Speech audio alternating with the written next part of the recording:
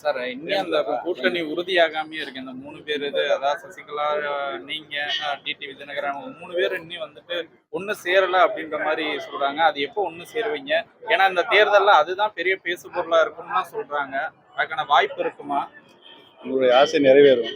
நீங்க 3 பேரும் எப்ப இணைவீங்க? அதுக்கான அதிகாரம் உங்களுடைய ஆசை கூடிய விரைவில் நிறைவேறும். இந்த நாடாளுமன்ற தேர்தல்ல அதுக்கான சாத்தியக்கூறுகள் இருக்குதா? இருக்கு மட்டும் உறுதியாக நான் நம்புறேன்.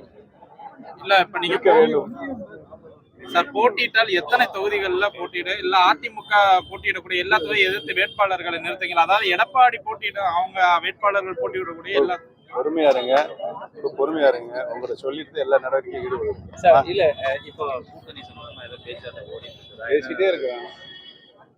யாரும் இன்னும் முடிக்கல. தமிழ் மற்ற கட்சியெல்லாம் இன்னும் முடிக்கல.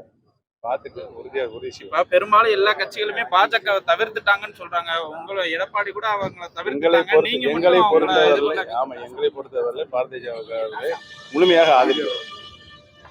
ஏன்னு சொன்னா 10 ஆண்டுகள் ஒரு சிறப்பான ஆட்சி இந்திய திருநாட்டுக்கு தந்திருக்கிறாங்க என்பதிலிருந்து நாங்கள் உறுதியாக ஆதரிக்கிறோம். எந்தவித மாற்று கருத்துக்கும் இடமில்லை. இப்போ அவங்க உங்களோட இணையாத ஒரு சூழ்நிலையில திரும்ப ஒரே கேள்விதான் சுத்தி கேட்டுக்கீங்க. இல்ல நாங்க என்ன கேக்குறோம்னா, சப்போஸ் எடப்பாடியால அவர் இன்னும் பிடிவாதமா அப்படி இருந்தாருன்னா நம்ம அடுத்த கட்ட நடவடிக்கை என்ன இருக்கு? அதாவது பிரிந்திருக்கிற அனைத்து இந்திய அண்ணா திராவிட முன்னேற்ற கழகத்துடைய சக்திகள் அனைவரும் ஒன்று சேர்ந்தால்தான் அதிமுக வெற்றி பெறும். செய்திகளை உடனுக்குடனும் துல்லியமாகவும் தெரிந்து கொள்ள சப்ஸ்கிரைப் பண்ணுங்க.